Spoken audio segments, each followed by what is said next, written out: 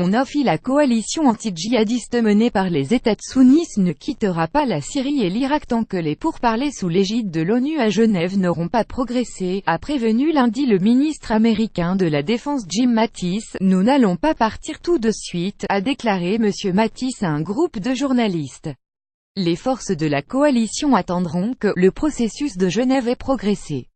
Il faut bien faire quelque chose maintenant à propos de ce bazar, et pas seulement s'occuper de l'aspect militaire et dire bonne chance pour le reste, a ajouté le ministre au cours d'un point de presse impromptu au Pentagone.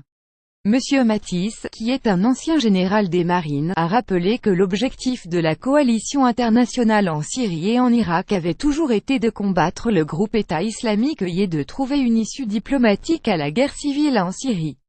Nous allons nous assurer que nous créons bien les conditions d'une solution diplomatique, a-t-il ajouté.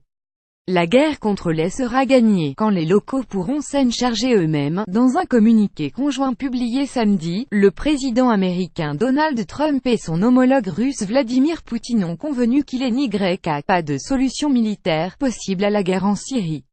Les présidents ont confirmé leur engagement envers la souveraineté de la Syrie, son indépendance, son unité, son intégrité territoriale et sa nature séculaire, et ont appelé toutes les parties à participer aux discussions menées par l'ONU à Genève, indique le document commun.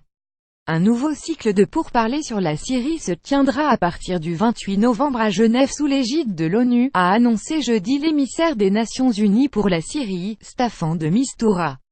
Ce dernier a déjà organisé cette session de discussion entre le régime syrien et l'opposition, sans parvenir à surmonter le principal obstacle, qui concerne le sort du président Bachar el-Assad. Désescalade. Le texte commun russo-américain mentionne l'appui des deux présidents à une déclaration de principe, conclue le 8 novembre à Amman entre la Jordanie, la Russie et les États sunnites qui fait d'une région au sud-ouest de la Syrie, à la frontière avec la Jordanie, une zone de désescalade où l'armée russe et les forces de la coalition s'engagent à éviter tout combat.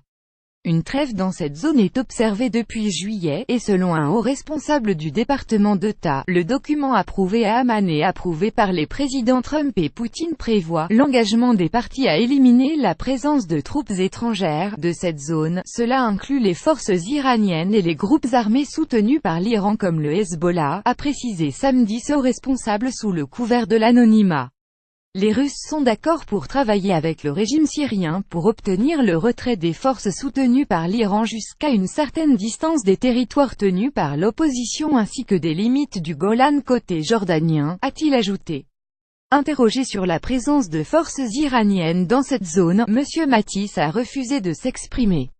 Le Premier ministre israélien Benjamin Netanyahou a déclaré lundi qu'Israël agirait selon ses intérêts en Syrie.